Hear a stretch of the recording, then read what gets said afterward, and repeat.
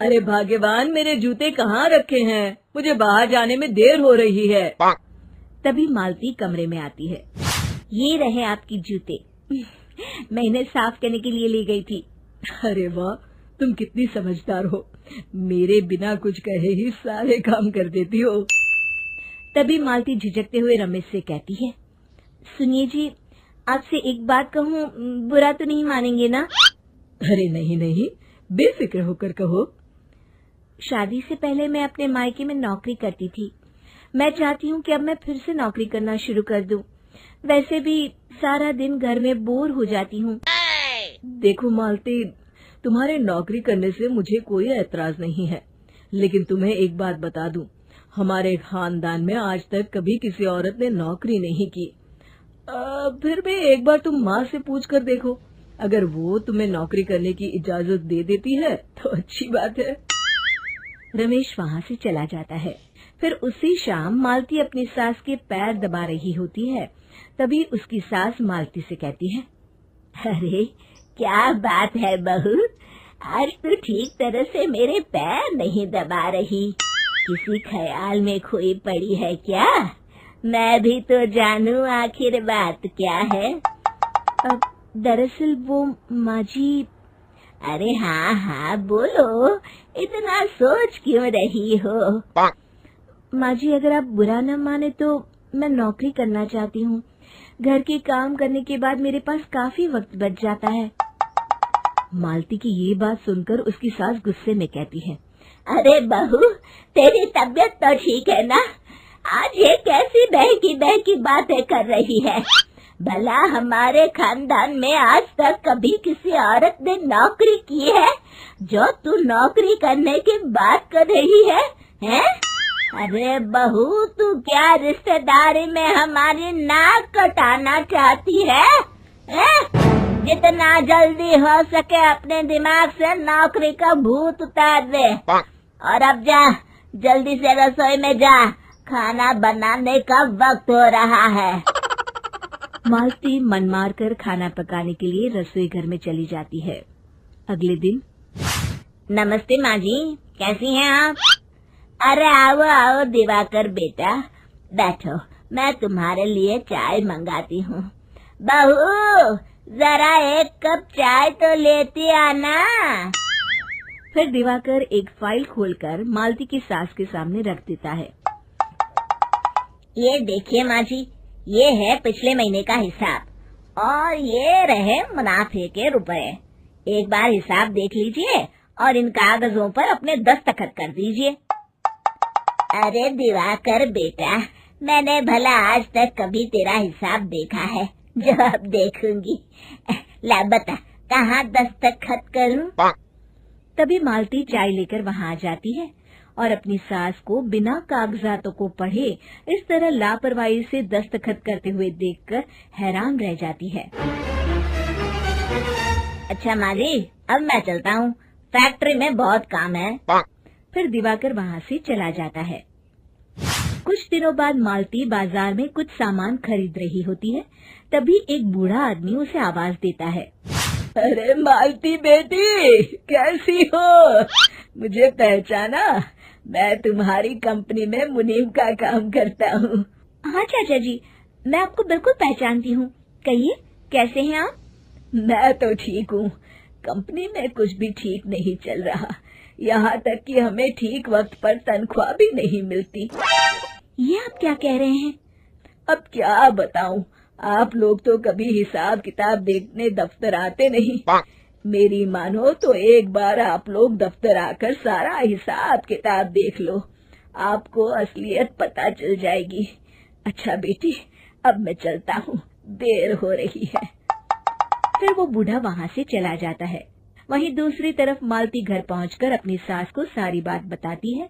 तभी वहाँ रमेश भी आ जाता है, लेकिन मालती की सास मालती की किसी भी बात पर विश्वास नहीं करती। तभी रमेश कहता है, अरे माँ, बिना आग के कभी धुआं नहीं उठता। जब मालती इतना कह रही है तो हमें एक बार दफ्तर चलकर देख लेना चाहिए। वैसे भी हम लोग काफी दिन से अपने दफ्तर नहीं गए हैं। इस तरह किसी एक आदमी के भरोसे काम छोड़ना मुझे भी ठीक नहीं लगता। अगले दिन वे सभी अपने दफ्तर पहुंचते हैं और सीधे दिवाकर के कैबिन में जाते हैं। अचानक सबको एक साथ देखकर दिवाकर चौंक जाता है। अरे माँ जी, आप सब लोग अचानक यहाँ कैसे आ गए? अगर कुछ काम था तो मुझे एक फोन कर दिया होता, मैं आपके घर आ जाता।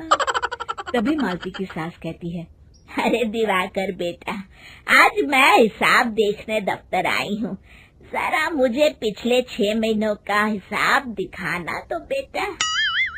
दिवाकर घबराते हुए हिसाब की फाइल मालती की सास को देता है। मालती की सास फाइल लेकर मालती को देती है और कहती है, ले बहू, देख ले हिसाब।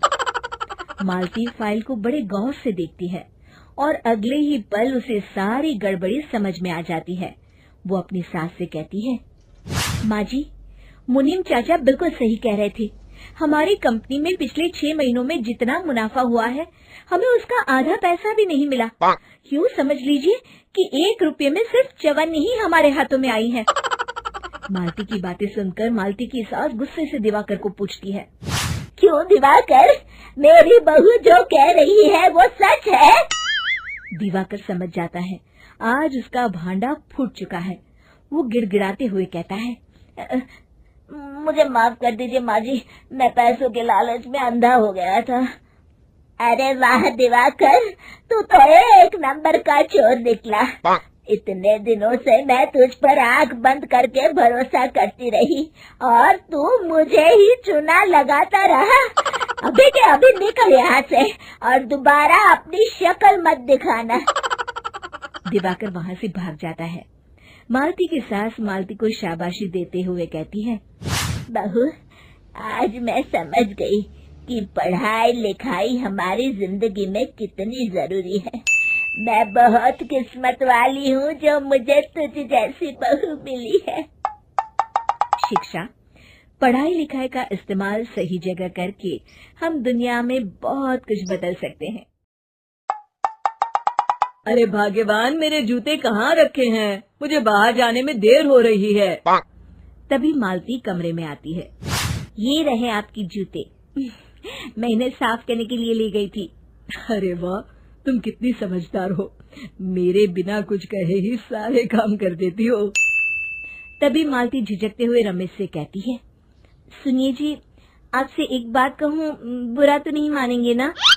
अरे नहीं नहीं, बेफिक्र होकर कहो। शादी से पहले मैं अपने मायके में नौकरी करती थी। मैं चाहती हूँ कि अब मैं फिर से नौकरी करना शुरू कर दूं। वैसे भी सारा दिन घर में बोर हो जाती हूँ। देखो मालती, तुम्हारे नौकरी करने से मुझे कोई एतराज नहीं है, लेकिन तुम्हें एक बात बता दूं, हमारे खानदान में आज तक कभी किसी औरत ने नौकरी नहीं की। फिर भी एक बार तुम माँ से पूछ कर देखो, अगर वो तुम्हें नौकरी करने की इजाजत दे देती है तो अच्छी बात है।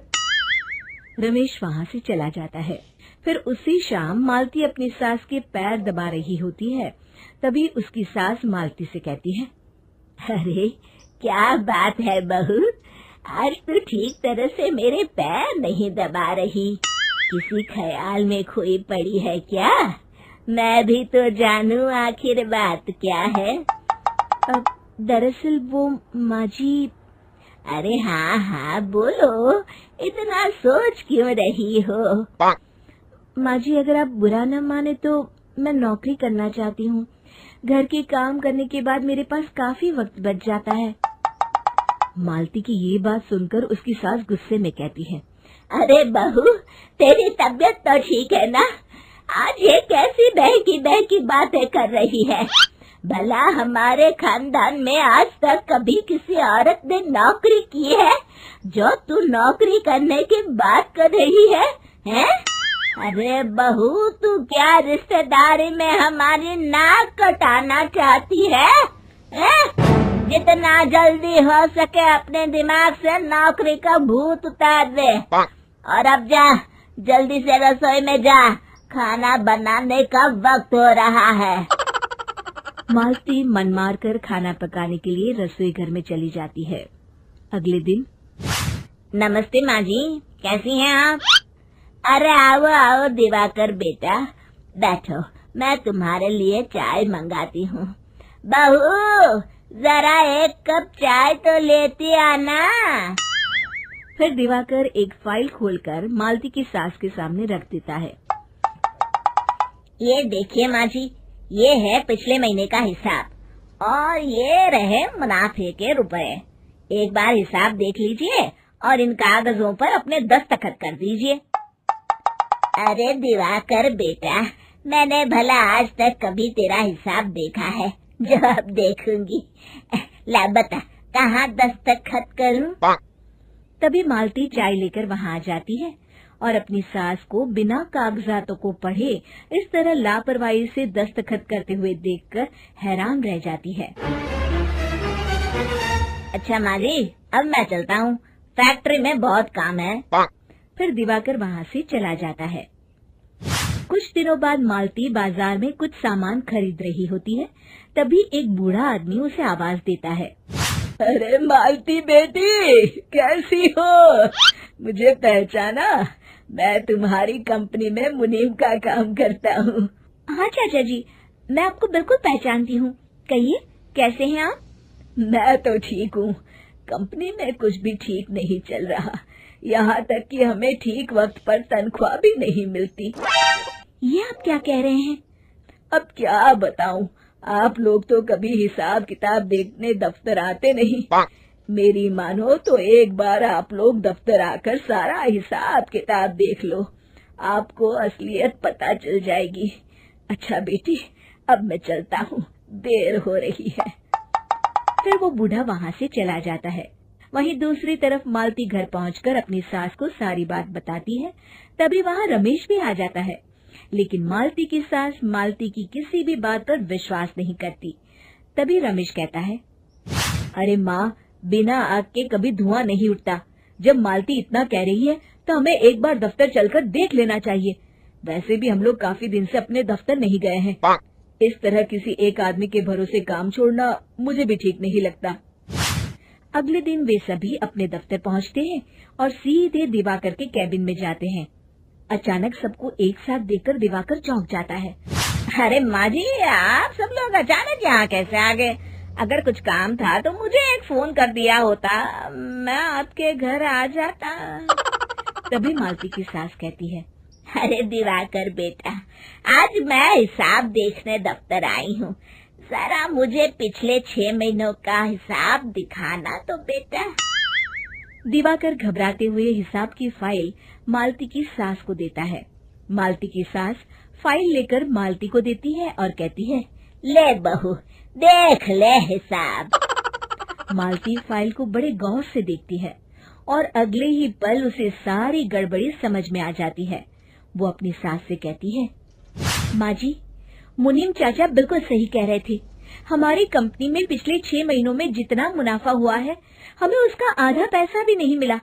यूँ समझ लीजिए कि 1 रुपये में सिर्फ चवन्नी ही हमारे हाथों में आई है। मालती की बातें सुनकर मालती की सास गुस्से से दिवाकर को पूछती है, क्यों दिवाकर, मेरी बहू जो कह रही है वो सच है? दिवाकर समझ जाता है आज उसका भांडा फूट चुका है। वो गिड़गिड़ाते हुए कहता है, मुझे माफ कर दीजिए माँ जी, मैं पैसों के लालच में अंधा हो गया था। अरे वाह दिवाकर, तू तो एक नंबर का चोर निकला। इतने दिनों से मैं तुझ पर आंख बंद करके भरोसा करती रही और तू मुझे ही चुना लगाता रहा। अभी के अभी निकल यहाँ से और दोबारा अपनी शक्ल मत दिखाना। दिवाकर वहाँ से भाग जाता है। मालती की सास मालती को शाबाशी देते हुए कहती है, बहू, आज मैं समझ गई कि पढ़ाई लिखाई हमारी जिंदगी में कितनी जरूरी है। मैं बहुत किस्मत वाली हूँ जो मुझे तुझ जैसी बहू मिली है। शिक्षा, पढ़ाई लिखाई का इस्तेमाल सही जगह करके हम दुनिया में बहुत कुछ बदल सकते हैं। अरे भाग्यवान, मेरे जूते कहाँ रखे हैं? मुझे बाहर जाने में देर हो रही है। तभी मालती कमरे में आती है। ये रहे आपकी जूते, मैं इन्हें साफ करने के लिए ले गई थी।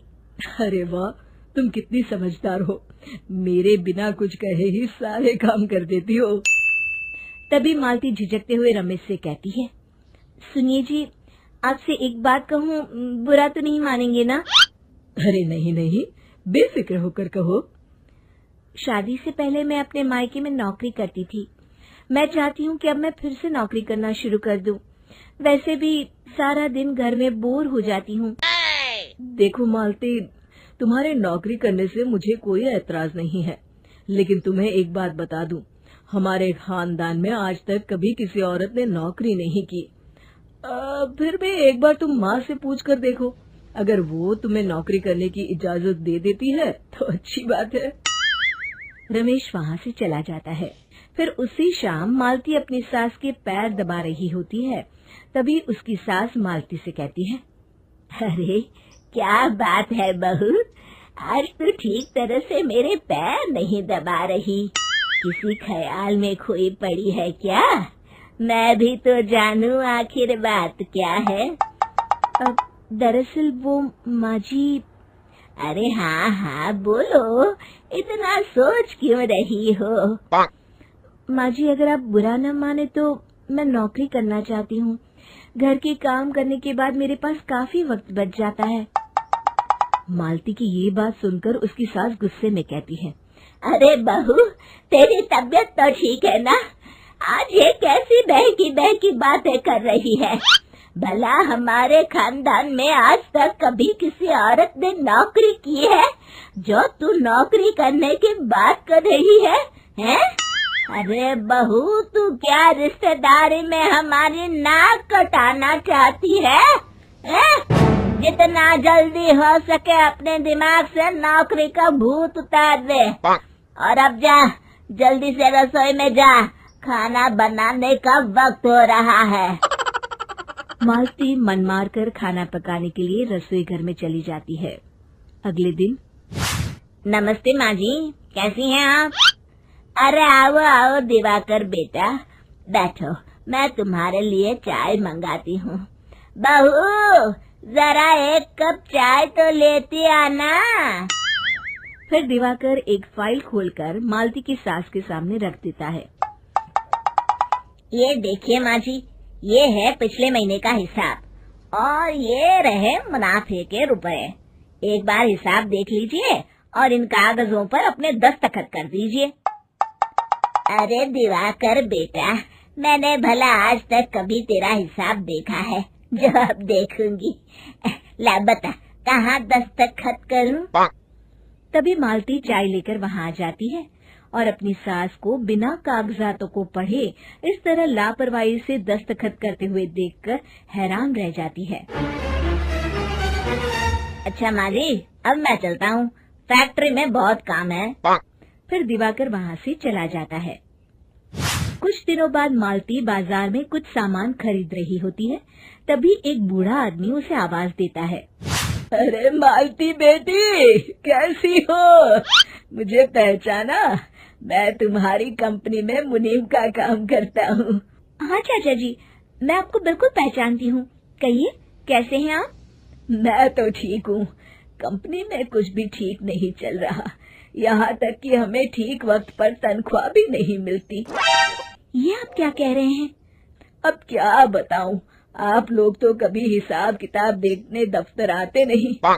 मेरी मानो तो एक बार आप लोग दफ्तर आकर सारा हिसाब किताब देख लो, आपको असलियत पता चल जाएगी। अच्छा बेटी, अब मैं चलता हूँ, देर हो रही है। फिर वो बूढ़ा वहाँ से चला जाता है।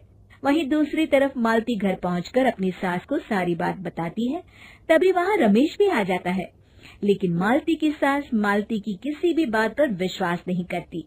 तभी रमेश कहता है, अरे माँ, बिना आग के कभी धुआं नहीं उठता। जब मालती इतना कह रही है तो हमें एक बार दफ्तर चलकर देख लेना चाहिए। वैसे भी हम लोग काफी दिन से अपने दफ्तर नहीं गए हैं। इस तरह किसी एक आदमी के भरोसे काम छोड़ना मुझे भी ठीक नहीं लगता। अगले दिन वे सभी अपने दफ्तर पहुंचते हैं और सीधे दिवाकर के कैबिन में जाते हैं। अचानक सबको एक साथ देखकर दिवाकर चौंक जाता है। अरे माँ जी, आप सब लोग अचानक यहाँ कैसे आ गए? अगर कुछ काम था तो मुझे एक फोन कर दिया होता, मैं आपके घर आ जाता। तभी मालती की सास कहती है, अरे दिवाकर बेटा, आज मैं हिसाब देखने दफ्तर आई हूँ। जरा मुझे पिछले 6 महीनों का हिसाब दिखाना तो बेटा। दिवाकर घबराते हुए हिसाब की फाइल मालती की सास को देता है। मालती की सास फाइल लेकर मालती को देती है और कहती है, ले बहू, देख ले हिसाब। मालती फाइल को बड़े गौर से देखती है और अगले ही पल उसे सारी गड़बड़ी समझ में आ जाती है। वो अपनी सास से कहती है, माँ जी, मुनीम चाचा बिल्कुल सही कह रहे थे। हमारी कंपनी में पिछले 6 महीनों में जितना मुनाफा हुआ है, हमें उसका आधा पैसा भी नहीं मिला। यूँ समझ लीजिए कि 1 रुपये में सिर्फ चवन्नी ही हमारे हाथों में आई है।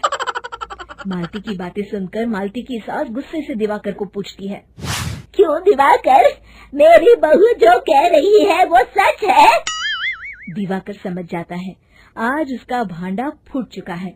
वो गिड़गिड़ाते हुए कहता है, मुझे माफ कर दीजिए माँ जी, मैं पैसों के लालच में अंधा हो गया था। अरे वाह दिवाकर, तू तो 1 नंबर का चोर निकला।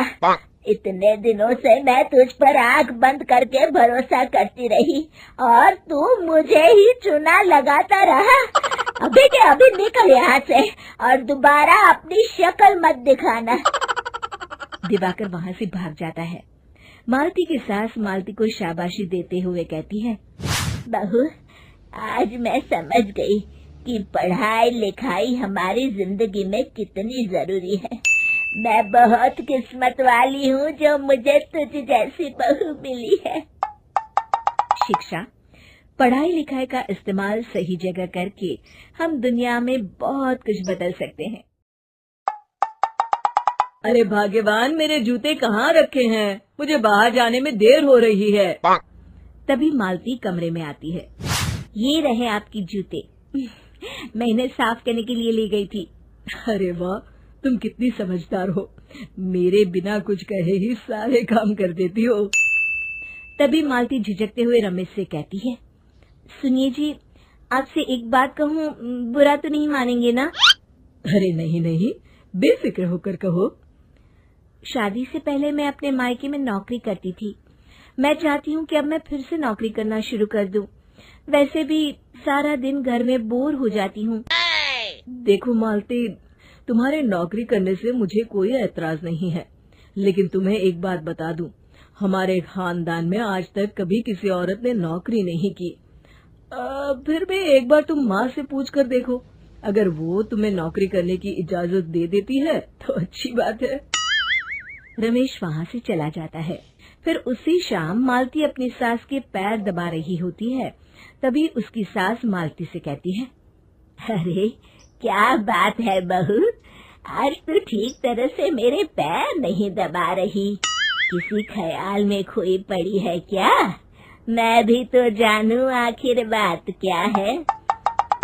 दरअसल वो माँ जी। अरे हाँ हाँ बोलो, इतना सोच क्यों रही हो? माँ जी, अगर आप बुरा न माने तो मैं नौकरी करना चाहती हूँ। घर के काम करने के बाद मेरे पास काफी वक्त बच जाता है। मालती की ये बात सुनकर उसकी सास गुस्से में कहती है, अरे बहू, तेरी तबीयत तो ठीक है ना? आज ये कैसी बहकी बातें कर रही है? भला हमारे खानदान में आज तक कभी किसी औरत ने नौकरी की है जो तू नौकरी करने की बात कर रही है, हैं? अरे बहू, तू क्या रिश्तेदारी में हमारी नाक कटाना चाहती है? जितना जल्दी हो सके अपने दिमाग से नौकरी का भूत उतार दे और अब जा, जल्दी से रसोई में जा, खाना बनाने का वक्त हो रहा है। मालती मन मार कर खाना पकाने के लिए रसोई घर में चली जाती है। अगले दिन, नमस्ते माँ जी, कैसी हैं आप? अरे आओ आओ दिवाकर बेटा, बैठो, मैं तुम्हारे लिए चाय मंगाती हूँ। बहू, जरा 1 कप चाय तो लेती आना। फिर दिवाकर एक फाइल खोलकर मालती की सास के सामने रख देता है। ये देखिए माँ जी, ये है पिछले महीने का हिसाब और ये रहे मुनाफे के रुपए। एक बार हिसाब देख लीजिए और इन कागजों पर अपने दस्तखत कर दीजिए। अरे दिवाकर बेटा, मैंने भला आज तक कभी तेरा हिसाब देखा है? जो अब देखूंगी। ला बता, कहाँ दस्तखत करूं? तभी मालती चाय लेकर वहाँ आ जाती है और अपनी सास को बिना कागजातों को पढ़े इस तरह लापरवाही से दस्तखत करते हुए देखकर हैरान रह जाती है। अच्छा माँ जी, अब मैं चलता हूँ, फैक्ट्री में बहुत काम है। फिर दिवाकर वहाँ से चला जाता है। कुछ दिनों बाद मालती बाजार में कुछ सामान खरीद रही होती है। तभी एक बूढ़ा आदमी उसे आवाज देता है। अरे मालती बेटी, कैसी हो? मुझे पहचाना? मैं तुम्हारी कंपनी में मुनीम का काम करता हूँ। हाँ चाचा जी, मैं आपको बिल्कुल पहचानती हूँ। कहिए, कैसे हैं आप? मैं तो ठीक हूँ। कंपनी में कुछ भी ठीक नहीं चल रहा, यहाँ तक कि हमें ठीक वक्त पर तनख्वाह भी नहीं मिलती। ये आप क्या कह रहे हैं? अब क्या बताऊं, आप लोग तो कभी हिसाब किताब देखने दफ्तर आते नहीं। मेरी मानो तो एक बार आप लोग दफ्तर आकर सारा हिसाब किताब देख लो, आपको असलियत पता चल जाएगी। अच्छा बेटी, अब मैं चलता हूँ, देर हो रही है। फिर वो बूढ़ा वहाँ से चला जाता है। वहीं दूसरी तरफ मालती घर पहुंचकर अपनी सास को सारी बात बताती है। तभी वहाँ रमेश भी आ जाता है, लेकिन मालती की सास मालती की किसी भी बात पर विश्वास नहीं करती। तभी रमेश कहता है, अरे माँ, बिना आग के कभी धुआं नहीं उठता। जब मालती इतना कह रही है तो हमें एक बार दफ्तर चलकर देख लेना चाहिए। वैसे भी हम लोग काफी दिन से अपने दफ्तर नहीं गए हैं। इस तरह किसी एक आदमी के भरोसे काम छोड़ना मुझे भी ठीक नहीं लगता। अगले दिन वे सभी अपने दफ्तर पहुंचते हैं और सीधे दिवाकर के कैबिन में जाते हैं। अचानक सबको एक साथ देखकर दिवाकर चौंक जाता है। अरे माँ जी, आप सब लोग अचानक यहाँ कैसे आ गए? अगर कुछ काम था तो मुझे एक फोन कर दिया होता, मैं आपके घर आ जाता। तभी मालती की सास कहती है, अरे दिवाकर बेटा, आज मैं हिसाब देखने दफ्तर आई हूँ, जरा मुझे पिछले 6 महीनों का हिसाब दिखाना तो बेटा। दिवाकर घबराते हुए हिसाब की फाइल मालती की सास को देता है। मालती की सास फाइल लेकर मालती को देती है और कहती है, ले बहू, देख ले हिसाब। मालती फाइल को बड़े गौर से देखती है और अगले ही पल उसे सारी गड़बड़ी समझ में आ जाती है। वो अपनी सास से कहती है, माँ जी, मुनीम चाचा बिल्कुल सही कह रहे थे। हमारी कंपनी में पिछले 6 महीनों में जितना मुनाफा हुआ है, हमें उसका आधा पैसा भी नहीं मिला। यूँ समझ लीजिए कि 1 रुपये में सिर्फ चवन्नी ही हमारे हाथों में आई है।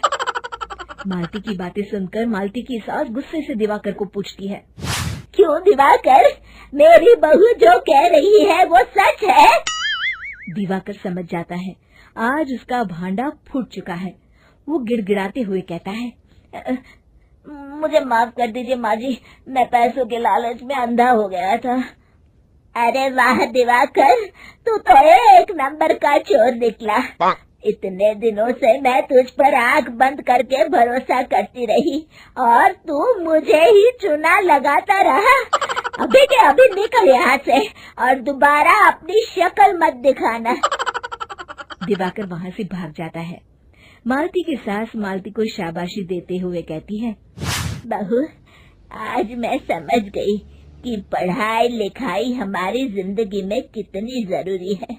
मैं बहुत किस्मत वाली हूँ जो मुझे तुझ जैसी बहू मिली है। शिक्षा, पढ़ाई लिखाई का इस्तेमाल सही जगह करके हम दुनिया में बहुत कुछ बदल सकते हैं।